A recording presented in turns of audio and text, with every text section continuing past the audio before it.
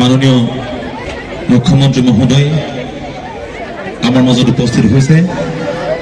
গৌৰৱপতিৰ প্ৰতীক চিহ্ন সম্বলিত এখন পতাকা তেখেতে উত্তোলন কৰিব আৰু লগতে এই প্ৰতীকটো আনুষ্ঠানিকভাৱে উদ্বোধন কৰিব মাননীয় অধ্যক্ষ পদ্ম হাজৰিকা মহোদয়। গৌৰৱপতি বহুমুখী কৃষি প্ৰকল্প, এই কৃষি প্ৰকল্পৰ সদস্যৰ দায়িত্বত থকা ডক্টৰ পৰমানন্দ ৰাজবংশী মহোদয়, আন এগৰাকী সন্মানীয় সদস্য খুমটাইৰ বিধায়ক তথা গৌৰৱপতি বহুমুখী কৃষি প্ৰকল্পৰ মাননীয় সদস্য মৃণাল শইকীয়া, মাননীয় আশিস ভূটানী মহোদয় অসম চৰকাৰৰ প্ৰধান সচিব কৃষি বিভাগ আৰু মাননীয় বিনোদ চেচান মহোদয় অসম চৰকাৰৰ কৃষি বিভাগৰ সঞ্চালক। আদৰণি ভাষণ দিবৰ কাৰণে এই সমষ্টিৰ বিধায়ক ডক্টৰ পৰমা ৰাজবংশী ডাঙৰীয়া অনুৰোধ জনাইছোঁ।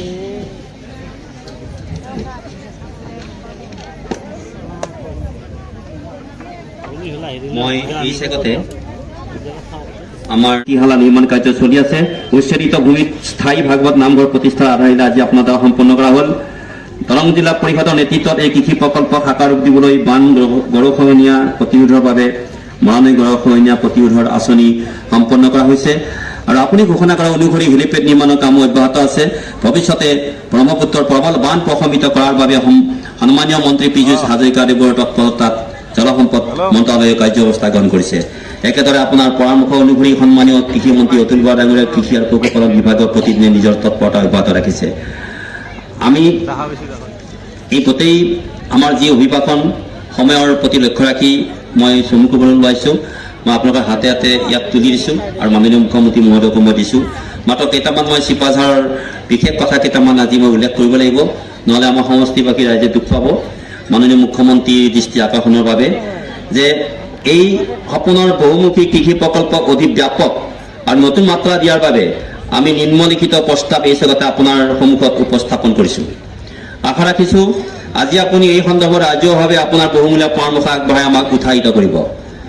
এক, ধলপুৰ আৰু ইয়াৰ পূৰ্বে কিছু দূৰৈত কমেও 29 গৰাকী ডেকা জুয়ে পৰা তিৰাশীত এই অঞ্চলৰ সন্দেহযুক্ত বিদেশীয়ে নিঃশংসভাৱে আক্ৰমণ কৰি হত্যা কৰিছিল। সেই অপশক্তিৰ বেদখল কৰাৰ ফলৰ পৰা ভূমি মুক্ত কৰি স্বাৱলম্বী অসমৰ মুক্তিৰ পতাকা উৰুওৱা হৈছে আপোনাৰ নেতৃত্বত। সেই 29 গৰাকী শ্বহীদে আত্মত্যাগ কৰা এই গুৰুকুটি ধলপুৰৰ কৃষি প্ৰকল্পৰ প্ৰৱেশ পথৰ কিছু দূৰৈত 5 বিঘা মাটিত আমি শ্বহীদ বাকৰি সুন্দৰ ৰূপত গঢ়ি তুলিবৰ বাবে মনস্থ কৰি ইতিমধ্যে প্ৰাককলনৰ প্ৰস্তুতি আৰম্ভ কৰিছোঁ আৰু শ্বহীদ স্তম্ভৰ নমুনাও তৈয়াৰ কৰা হৈছে। আজি আপুনি এই শ্বহীদ বাকৰি নিৰ্মাণৰ কথা এইখন সভাত ঘোষণা কৰিলে আমি পৰম সন্তোষিত হ'ম। অসম আন্দোলনৰ শ্বহীদৰ উপৰিও 1894 চনৰ 28 জানুৱাৰী তাৰিখে ব্ৰিটিছ চিপাহীৰ বন্দুকৰ গুলীত ইয়াৰ পৰা প্ৰায় 10 কিলোমিটাৰমান দূৰৈত পথৰুঘাটৰ 140 জন কৃষকে আত্মত্যাগ কৰিছিল। নাঙল মাটি আৰু মানুহৰ বাবে আত্মত্যাগ কৰা ভাৰতৰ দ্বিতীয় স্বাধীনতাবাদ পথৰুঘাটৰ অনৰ কৃষক শ্বহীদৰ উত্তৰ পুৰুষৰ ভৱিষ্যত সুৰক্ষাৰ বুনিয়াদ হৈছে এই বহুমুখী কৃষি প্ৰকল্প। আজি সেয়ে আপোনাৰ সুদূৰ প্ৰসাৰী চিন্তা দৰ্শনৰ আদৰ্শ পথৰুঘাট অনক আত্মহতি দিয়া কৃষকসকলৰ আত্মা আৰু পৰিয়ালবৰ্গই এই বহুমুখী কৃষি প্ৰকল্পৰ আন্তৰিকতাৰে সমৰ্থন আৰু সহযোগ আগবঢ়াইছে। আপোনাৰ ব্যস্ততাপূৰ্ণ চৰকাৰী কাৰ্যসূচীৰ বাবে কেৱল এই কৃষি প্ৰকল্পতে আপোনাৰ ভ্ৰমণসূচী সীমাবদ্ধ কৰা হৈছে। ইতিমধ্যে যোৱাবেলি মাননীয় মুখ্যমন্ত্ৰীয়ে পথৰুঘাটৰ সমাধিক্ষেত্ৰ কৃষি প্ৰশিক্ষণ আৰু গৱেষণা কেন্দ্ৰ হিচাপে যি নিৰ্মাণ কাৰ্য আৰম্ভ কৰিছিল সেয়া আধৰুৱা হৈ আছে আৰু এই পথৰুঘাটৰ শ্বহীদৰ পবিত্ৰ স্মৃতিত ৰাষ্ট্ৰীয় ঐতিহ্য ক্ষেত্ৰ হিচাপে গঢ়ি তোলাৰ বাবে আজি এই সভাতে আপোনাৰ বিনম্ৰ অনুৰোধ জনালোঁ। 28 জানুৱাৰী তাৰিখে আপুনি পথৰুঘাটলৈ আহি পথৰুঘাটৰ কৃষক বিদ্ৰোহ সমন্বিতে সমকালীন কৃষক বিদ্ৰোহক এক নতুন মাত্ৰা দিবলৈ অনুৰোধ জনাইছোঁ। আমি ইতিমধ্যে এই ঐতিহ্য ক্ষেত্ৰৰ বাবে এক প্ৰাককলন প্ৰস্তুত কৰিছোঁ আৰু আপোনাৰ বহুমূলীয়া চিন্তন আৰু মননত ই আৰু অধিক সুসমৃদ্ধ হ'ব। 28 জানুৱাৰী তাৰিখে পথৰুঘাটলৈ আপোনাৰ ৰাজহুৱাভাৱে আমি আমন্ত্ৰণ জনাইছোঁ আৰু সিদিনা 6 জন কৃষকৰ যি ৰজাদিনীয়া গাঁও 6 জন কৃষকৰ বাসস্থান কৃষক শ্বহীদৰ বাসস্থান ৰজাদিনীয়া গাঁও পাতিদঙলৈ আপুনি অহাৰ বাবে অনুৰোধ জনাইছোঁ। ইতিমধ্যে অৱশ্যে তেখেতে 28 জানুৱাৰী তাৰিখে আহিম বুলি আমাক কথা দিছে। তিনি, গৰুসুতি বহুমুখী কৃষি প্ৰকল্পস্থলী এখন আটক ধুনীয়া ষ্টেডিয়াম নিৰ্মাণৰ লগতে যোগ আৰু ব্যায়ামৰ আশ্ৰমো সংযোগ কৰা হওক। কৃষি প্ৰকল্পৰ উৎপাদিত সামগ্ৰীৰ বিনিময় থলুৱা বিপণী খেল ধেমালি উৎকৰ্ষ সাধন দৰঙী কলা কৃষ্টিৰ প্ৰদৰ্শন বৌদ্ধিক জাতীয় চিন্তা চেতনা সমৃদ্ধ কৰাৰ বাবে ভাষা সাহিত্য সংস্কৃতি আলোচনা সত্ৰ আদি বিষয় সম্বলিত বৌদ্ধিক মেলা তৰংগ মেলা প্ৰতি বছৰে জানুৱাৰী মাহৰ প্ৰথম সপ্তাহত অনুষ্ঠিত কৰাৰ বাবে আমি অনুষ্ঠিত কৰিছোঁ। ইয়াৰ বাবে প্ৰয়োজনীয় আন্তঃগাঁথনি চাংঘৰৰ আৰ্হিত কমেও 50টা ওখ পৰ্যবেক্ষণ বজাৰ 3 ঠাইত বনভোজস্থলী নিৰ্মাণ অতি শীঘ্ৰে কৰাটো জৰুৰী হৈ পৰিছে। প্ৰকল্পৰ চাৰিসীমাত কাটা তাৰ বেৰ দিয়া আৰু এই বিষয়টো যিহেতু আপোনাৰ সৈতে আমি আলোচনা কৰিছোঁ আৰু ইতিমধ্যে মৌ পালনৰ বাবে আমি প্ৰস্তুতি আৰম্ভ কৰিছোঁ। আনুষংগিক হাঁহ কুকুৰা পাৰ পালন আৰু ভিন্ন জাতৰ শস্য উদ্যান নিৰ্মাণৰ বাবে আঁচনি তৈয়াৰ কৰা হৈছে। এই বহুমুখী কৃষি প্ৰকল্পটি স্বনিৰ্ভৰশীল কৰি গঢ়ি তোলাৰ বাবে এই প্ৰকল্পটি কৃষি বিভাগৰ প্ৰশাসনীয় আওতাৰ বাহিৰত সম্পূৰ্ণ আপোনাৰ প্ৰত্যক্ষ অধীনত আৰ্থ সামাজিক পৰ্যটকৰ আদৰ্শ প্ৰকল্প হিচাপে অন্তৰ্ভুক্ত কৰিবলৈ বিনম্ৰ অনুৰোধ জনাইছোঁ। এই প্ৰকল্পটি অধিক সম্প্ৰসাৰিত কৰাৰ বাবে বাজনা পথাৰ পূৰ্ব অঞ্চলৰ অবৈধ বেদখলকাৰীসকলকো নিৰ্দিষ্ট এলেকাৰ সুৰক্ষিত স্থানত থাকিবলৈ দিয়াৰ বাবে জিলা প্ৰশাসনক অবিৰতভাৱে দায়িত্ব পালন কৰাৰ বাবে বিহিত ব্যৱস্থা আৰু এই প্ৰকল্পৰ সমান্তৰালকৈ মঙলদৈ বিধানসভা সমষ্টিটো বিকল্প তথা অন্য কৃষি প্ৰকল্প আৰম্ভ কৰাৰ বাবে বিহিত ব্যৱস্থা ল'বলৈ আমি অনুৰোধ জনাইছোঁ। কুৰুৱা বাজনা পথাৰ খোৱাপানী সমস্যা সমগ্ৰ চিপাঝাৰ সমষ্টিটো কৃষি উৎপাদনশীল অঞ্চল হিচাপে গঢ়ি তোলাৰ বাবে বান সমস্যা সমাধানৰ লগতে জলসিঞ্চনৰ কাম অধিক শক্তিশালী কৰাৰ বাবে আপোনাক আজি অনুৰোধ জনালোঁ। দৰংগ দেশৰ প্ৰতিষ্ঠাতা দৰঙী কলা কৃষ্টি আৰু অসমীয়া সাহিত্যৰ মুখ্য পৃষ্ঠপোষক ৰজা ধৰ্মনাৰায়ণৰ নামত দৰঙী কলাক্ষেত্ৰ নিৰ্মাণৰ কাম শুভাৰম্ভ কৰিবলৈ আমি ৰাইজৰভাৱে অনুৰোধ জনালোঁ। ইয়াৰ বাবে মাটি সংৰক্ষণৰ ব্যৱস্থা কৰা হৈছে। দৰঙী ৰাজহাউলি বেদখলমুক্ত কৰি সংৰক্ষণ আৰু সংবৰ্ধনৰ বাবেও আমি অনুৰোধ জনালোঁ। দৰং জিলাত প্ৰৱেশ কৰা ডুমনিচকী আৰু দলগাঁৱৰ সীমাত 2খন আদৰণি তৰণৰ পাককলন প্ৰস্তুত কৰা হৈছে। ইয়াৰ বাবেও প্ৰয়োজনীয় ব্যৱস্থা গ্ৰহণ কৰিবলৈ আমি অনুৰোধ জনালোঁ। বোৱা কটা শিল্পৰ প্ৰশিক্ষণৰ কাম আৰম্ভ কৰাৰ উপৰি কাটনি শিল্পৰ বাবে বিখ্যাত এই অঞ্চলটোৰ হিত মৰ্যাদা উদ্ধাৰৰ বাবে এৰী পাম নিৰ্মাণৰ কামো আৰম্ভ কৰা হৈছে আৰু চিপাঝাৰত যিহেতু কেঞ্চাৰ ৰোগীৰ বাবে বিখ্যাত হৈ পৰিছে, সেই সন্দৰ্ভত কেঞ্চাৰ ৰোগৰ নিৰাময়ৰ বাবেও এখন ইয়াত আদৰ্শ চিকিৎসালয় প্ৰতিষ্ঠা কৰাৰ বাবে আমি অনুৰোধ জনাইছোঁ। মঙলদৈ দক্ষতা বিকাশ বিশ্ববিদ্যালয় স্কিল ইউনিভাৰ্চিটি নিৰ্মাণৰ কাম সোনকালে আৰম্ভ কৰিব লাগে, যিহেতু ইয়াৰ আধাৰশিলা স্থাপন কৰা হ'ল কিন্তু নিৰ্মাণ পৰ্ব আৰম্ভ হোৱা নাই। চিপাঝাৰৰ বদিয়া হিচাপ পলিটেকনিক নিৰ্মাণৰ কাম আৰম্ভ আমি কৰিব লাগে।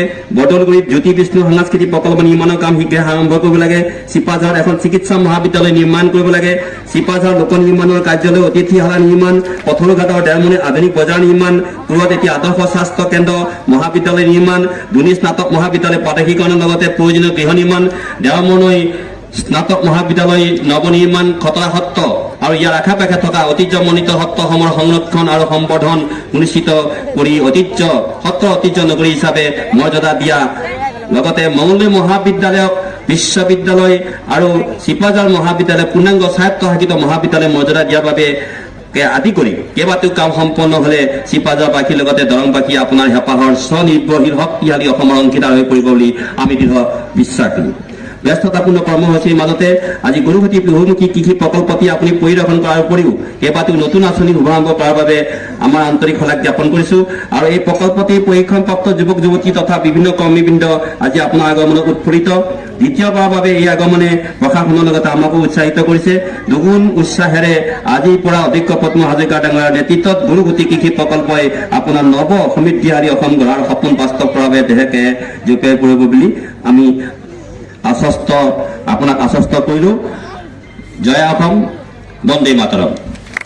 শিৱনাথ, দেৱজ্যোতি নাথ, দেৱজিৎ, মনোজ নাথ, নৃপেন চন্দ্ৰ নাথ, নৃপেন্দ্ৰ কুমাৰ নাথ, বসন্ত কুমাৰ নাথ, সূৰ্য চৌহৰীয়া, কোষেশ্বৰ দাস, বিপুল দাস আৰু ৰবীন দাস এইসকলে গুজৰাটত গীৰ গাই পালনৰ প্ৰশিক্ষণ লৈ আহিছে আৰু আজি মাননীয় মুখ্যমন্ত্ৰী মহোদয়ে তেওঁলোকক প্ৰমাণ পত্ৰ প্ৰদান কৰিছে।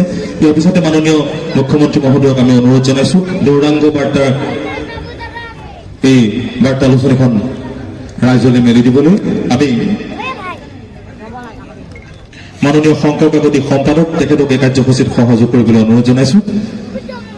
মাননীয় পৃষ্ঠপোষক স্বপ্নালী বৰগোহাঁই বাইদেউ আমি দুয়োগৰাকীকে মাননীয় মুখ্যমন্ত্ৰী মহোদয়ৰ হাতত গৌৰাংগ বাৰ্তা তুলি দিবলৈ অনুৰোধ জনাইছোঁ আৰু তেওঁলোকে আনুষ্ঠানিকভাৱে এই বাৰ্তাখন মুখ্যমন্ত্ৰী মহোদয়ে আপোনালোকৰ হাতত তুলি দিব আৰু তাৰ পিছতেই আজিৰ এই দিনজোৰা কাৰ্যসূচীৰ মুখ্য আকৰ্ষণ আপোনালোকে ৰৈ আছে মুখ্যমন্ত্ৰী মহোদয়ৰ ভাষণ শুনিবলৈ। তেখেতে আপোনালোকক সম্বোধন কৰিব। গৰুখুটিত আৰম্ভ হোৱা সেউজ বিপ্লৱৰ নেতৃত্ব বহন কৰা মাননীয় মুখ্যমন্ত্ৰী মহোদয় আপোনালোকৰ সন্মুখত আপোনালোকক সম্বোধন কৰিবলৈ।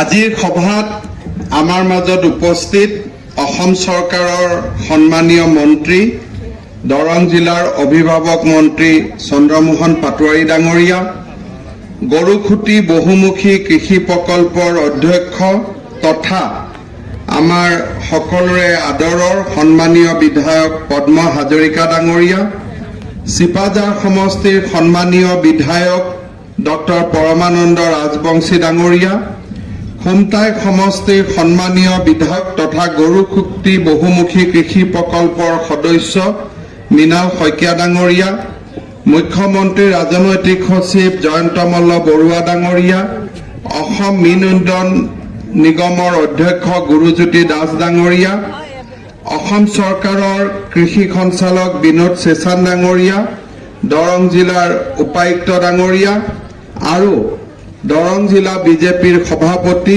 অমৰেন্দ্ৰ শৰ্মা ডাঙৰীয়া, গণ পৰিষদ দলৰ সভাপতি মহোদয় প্ৰমুখ্যে আদি কৰি মঞ্চত উপবিষ্ট বিশিষ্ট ব্যক্তিসকল, উপস্থিত সুধী মণ্ডলী, আই মাতৃসকল আৰু যুৱক যুৱতী বন্ধু বান্ধৱীসকল, চৰকাৰৰ দায়িত্ব গ্ৰহণ কৰিয়ে জুন মাহত মই ধলপুৰ শিৱ মন্দিৰলৈ আহিছিলো আৰু শিৱ মন্দিৰলৈ অহাৰ সময়ছোৱাত চাৰিওফালৰ শস্য শ্যামলা পথাৰবিলাক দেখি মোৰ মনত এটা ভাৱৰ জন্ম হৈছিল যে ইয়াতে আমি এখন বহুমুখী কৃষি প্ৰকল্পৰ জন্ম দিব পাৰো নেকি।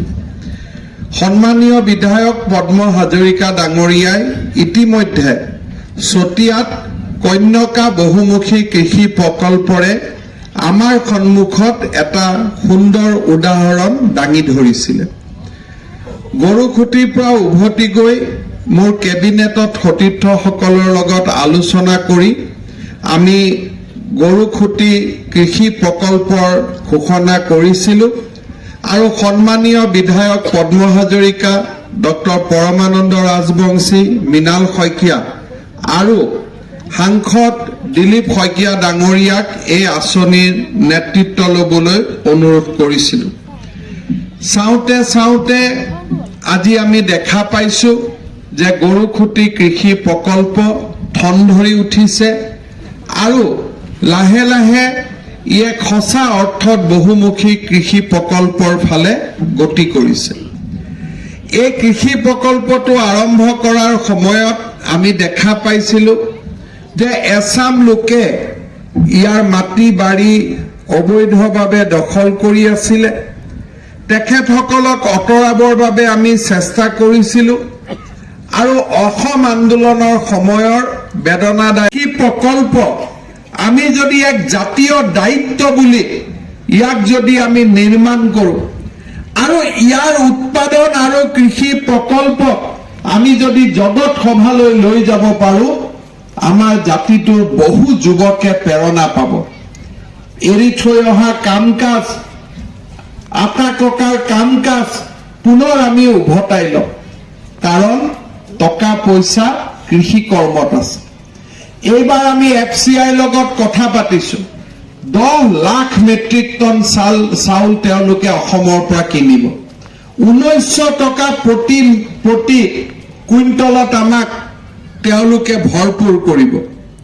কিন্তু দুৰ্ভাগ্যবশতঃ আমি কিমানজন অসমীয়াই সেই চাউল বিক্ৰী কৰিব পাৰিম আমি নাজানো, কাৰণ খেতি বাতিৰ লগত যেন আমাৰ সম্পৰ্ক বহু দিনৰ আগতে আমি নোহোৱা কৰি পেলালো। পাঞ্জাব, গুজৰাট, হাৰিয়ানা এই ৰাজ্যবোৰ বহুত আগুৱাইছে, কিন্তু খেতিৰ পৰা তেওঁলোক আঁতৰি যোৱা নাই। গুজৰাট আৰু কৰ্ণাটকা য'ত নেকি ইনফৰমেশ্যন টেকনলজিৰ আটাইতকৈ বেছি কাম হয়, য'ত নেকি আটাইতকৈ বেছি উদ্যোগ আছে, সেই গুজৰাটে 80 লাখ 1 লাখ লিটাৰ গাখীৰ 80 লাখ 1 কোটি লিটাৰ গাখীৰ প্ৰতিদিনে উৎপাদন কৰে। অসমে মাত্ৰ 1 লাখ লিটাৰ গাখীৰ আমি উৎপাদন কৰোঁ। আজি মধ্যপ্ৰদেশৰ দৰে ৰাজ্যই প্ৰতি বছৰে 50,000 কোটি টকাৰ ধান FCIক দিয়ে। আমি যোৱা কেইদিনমান আগলৈকে 600-700 কোটি টকাৰ ধানো আমি FCIক দিব পৰা নাছিলো। গাহৰিও বাহিৰৰ পৰা আহে, মুৰ্গীও বাহিৰৰ পৰা আহে, কণীও বাহিৰৰ পৰা আহে, মাছো বাহিৰৰ পৰা আহে। আৰু আমি কওঁ যে আমাৰ অসমীয়াতকৈ আৰু ডাঙৰ জাতি কতো নাই। যি জাতিটোৱে আমি কণীটো নিজে খাব নোৱাৰো, বেলেগৰ ওচৰত হাত পাতো, গাহৰিটো নিজে কিনিব নোৱাৰো, যি জাতিয়ে আমি গাখীৰ বেলেগৰ পৰা নাহিলে গাখীৰ খাব নোৱাৰো, যি জাতিয়ে চাউল বাহিৰৰ পৰা নাহিলে চাউল খাব নোৱাৰো, আৰু যিখিনি চাউল ইয়াত উৎপাদনো হয় সেই চাউলৰ মাত্ৰ 20% উৎপাদনহে খিলঞ্জীয়া অসমীয়াই কৰে। তেনে এটা পৰিৱেশত আমাৰ জাতিটো কেনেকে জীয়াই থাকিব? আমি আত্মসমালোচনা কৰাৰ সময় হ'ল। গুজৰাটৰ পিছে পিছে আমি যাব নালাগে। কিছুমানে কয় যে নাগপুৰীয়া কথা কয়, গুজৰাটীয়া কথা কয়। আমি গুজৰাটৰ কথা কোৱা নাই, আমি গুজৰাটৰ পিছত থাকিব খোজা নাই, কিন্তু গাখীৰ উৎপাদনৰ জৰিয়তে আমি গুজৰাটতকৈ আগত থাকিব পাৰো নে নাই সেই চিন্তা অসমীয়াই কৰক, সেই চিন্তা অসমীয়াই কৰক। আৰু এই গৰুখুটিৰ প্ৰকল্পই আমাক প্ৰেৰণা দিব, কন্যাকাৰ প্ৰকল্পই আমাক প্ৰেৰণা দিব। আজি মোৰ কথা শুনি থকা অসমৰ চুকে কোণে যি অসমীয়া যুৱক আছে, যিসকলে ঘৰৰ মাটিডৰা এবাৰো পিছ হুহুকি নাচায়, পিছফালে নাচায়, তেওঁলোকক মই অনুৰোধ কৰিম যে আপোনালোকে গৰুখুটি কন্যাকালৈ আহক আৰু কেনেকে আমি অসমখনক আকৌ এবাৰ আত্মনিৰ্ভৰশীল অসম হিচাপে নিৰ্মাণ কৰিব পাৰিম তাৰ সংকল্প লওক। অসমত এখন বহুত ডাঙৰ বজাৰ আছে, 3.5 কোটি মানুহ আমি ইয়াতে আছো। উত্তৰ পূৰ্বৰ ৰাজ্যসমূহ আমাৰ গাত লাগি আছে, বাংলাদেশ, ভূটান, নেপাল, ম্যানমাৰ আমাৰ কাষত লাগি আছে।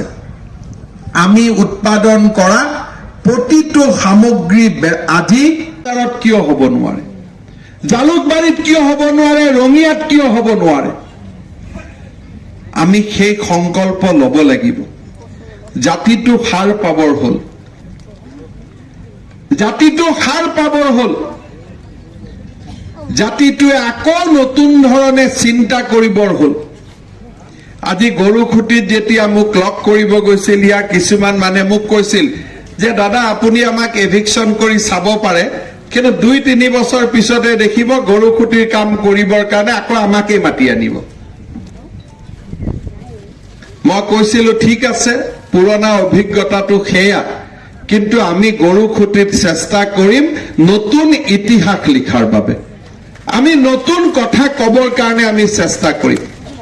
পাৰো নোৱাৰো নাজানো, কিন্তু মই বিশ্বাস কৰো অসমীয়াৰ বুকুত অযুত সাহস আছে, শক্তি আছে, সৌৰ্য আছে, বীৰ্য আছে।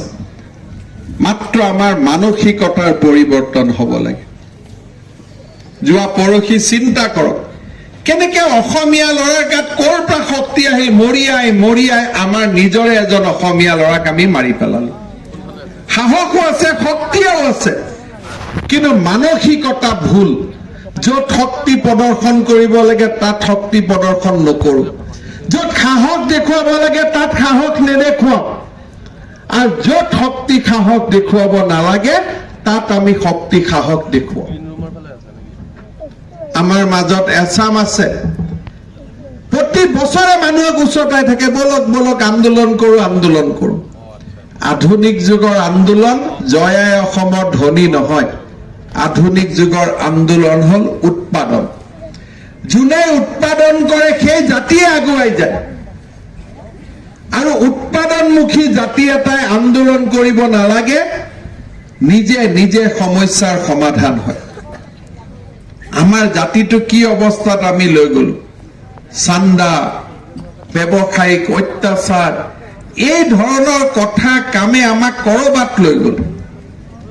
পেনশন, টকা পইচা, দালাল, মাটিৰ কাম, পৃথিৱীৰ যত যিমান বেয়া কাম হ'ল আমাৰ মাজৰে একচামে কামবিলাক কৰা আৰম্ভ কৰিল।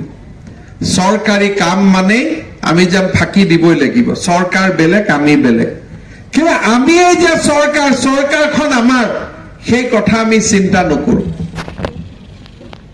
যদি শস্যৰ বীজ আহিছে, সেই বীজো ক'ত কেনেকে বেয়াকৈ খৰচ কৰিব লাগে, বিক্ৰী কৰি দিব লাগে। ট্ৰেক্টৰ আহিছে, ট্ৰেক্টৰ বিক্ৰী কৰি দিব লাগে।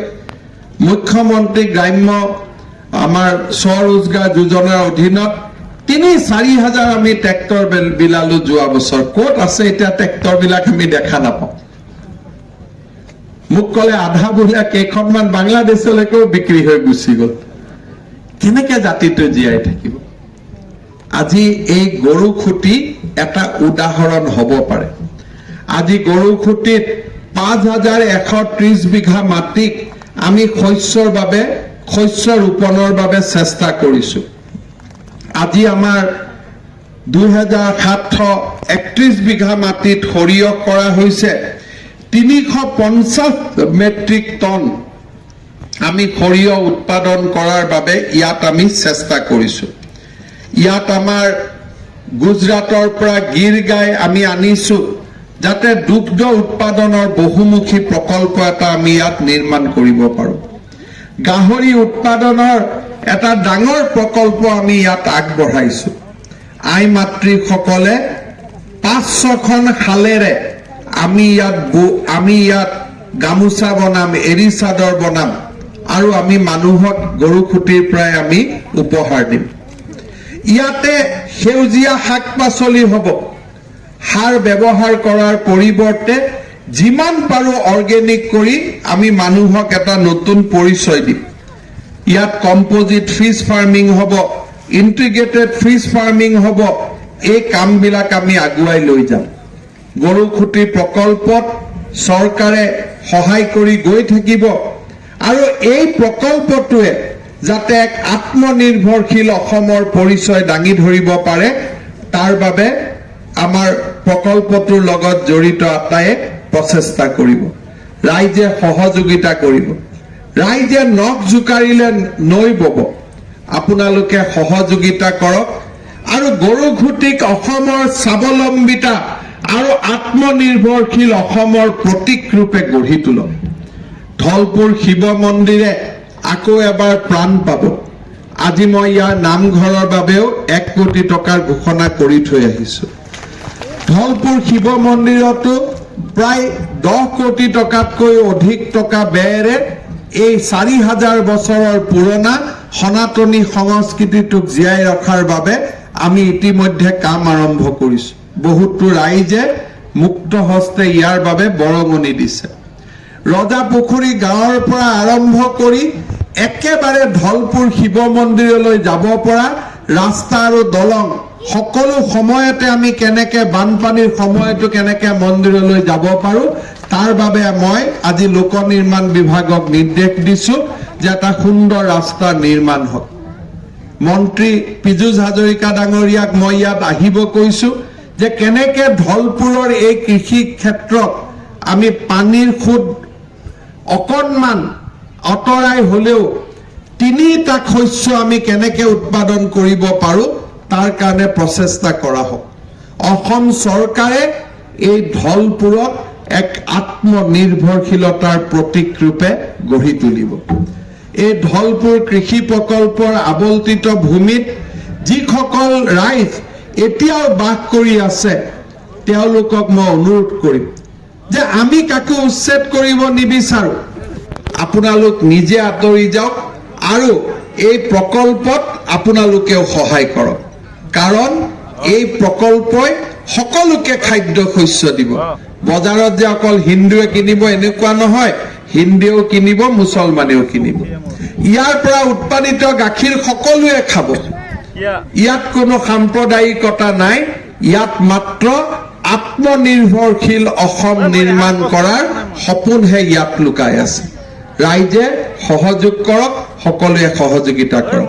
পুনৰ এবাৰ মোৰ জ্যেষ্ঠ সতীৰ্থ পদ্ম হাজৰিকা ডাঙৰীয়াক মই ধন্যবাদ আৰু কৃতজ্ঞতা জনাম যে নিজৰ দহু কাম বাদ দি সমষ্টিৰ কাম আন বহু কাম বাদ দি তেখেতে গৰুখুটি প্ৰকল্পত নিজক উজাৰি দিছে মই তেখেতক ধন্যবাদ আৰু কৃতজ্ঞতা জনাইছো খুমটাইৰ পৰা মীনাল শইকীয়াই আহি এই প্ৰকল্পৰ কামত নিজক জড়িত কৰিছে তেখেতক মই ধন্যবাদ জনাইছো মঙ্গলদৈ সমষ্টিৰ সংসদ দিলীপ শইকীয়া ডাঙৰীয়া আৰু আমাৰ ইয়াৰ জনপ্ৰিয় বিধায়ক পৰমানন্দ ৰাজবংশী ডাঙৰীয়াই দিনে ৰাতিয়ে এই গৰুখুটি প্ৰকল্পক উজ্জীৱিত কৰাৰ বাবে চেষ্টা কৰিছে আটাইকে মই কৃতজ্ঞতা জনাইছো গৰুখুটিৰ প্ৰত্যেক গৰাকী কৃষি সেনানীক মই ধন্যবাদ আৰু কৃতজ্ঞতা জনাইছো আৰু মই তেওঁলোকক কম যেন আমি যাতে হাৰি নাযাওঁ আমি ইয়াৰ পৰা জিকিহে ওলাই যাম তেনেকে এক সংকল্পৰে যাতে আমি আগবাঢ়ো ৰাইজক মই অনুৰোধ কৰিম আপোনালোকে গৰুখুটি প্ৰকল্পক সহায় কৰিব যাতে আমি গৰুখুটি আৰু ইয়াৰ ওচৰৰ সমগ্ৰ অঞ্চলটোক আমি উজ্বলাই তুলিব পাৰো বিকশাই তুলিব পাৰো চিপাজাৰ সমষ্টিয়ে স্বাধীনতা আন্দোলনৰ দুখ মুকালিতে এক অভূতপূৰ্ব সংগ্ৰাম আৰম্ভ কৰিছিল পথৰুঘাটে সমগ্ৰ স্বাধীনতা সংগ্ৰামখনকে প্ৰেৰণা যোগাইছিল আজি এই গৰুখুটিয়ে আত্মনিৰ্ভৰশীল অসমৰ দ্বিতীয়খন সংগ্ৰামক প্ৰেৰণা যোগাওক তাকে মই কামনা কৰিম পুনৰ এবাৰ অসম আন্দোলনৰ সেই বীৰ শ্বহীদসকললৈ মোৰ প্ৰণাম জনাইছো আপোনালোকৰ সপোন কিছু হলেও বাস্তৱত ৰূপায়িত কৰাৰ বাবে আজি আমি কাম কৰিছো আপোনালোক যতে আছে তাৰ পৰা আমাক আশীৰ্বাদ কৰক আপোনালোকৰ পৰা আমি আশীৰ্বাদ বিচাৰিছো শ্ৰদ্ধাৰ ৰাইজ গৰুখুটিত মোৰ এয়া দ্বিতীয়বাৰ ভ্ৰমণ ছমাহত মাজে মাজে আপোনালোকৰ মাজলৈ আহি থাকিম কথা বতৰা পাতি থাকিম 5 বছৰৰ ভিতৰত এই গৰুখুটি ফলে ফুলে শস্যই নদন বদন হৈ পৰিব আত্মনিৰ্ভৰশীল অসমৰ নতুন পৰিচয় দাঙি ধৰিব তাকে কামনা কৰি মই মোৰ বক্তব্যৰ সামৰণি মাৰিছো ধন্যবাদ জয় হিন্দ বন্দে মাতৰম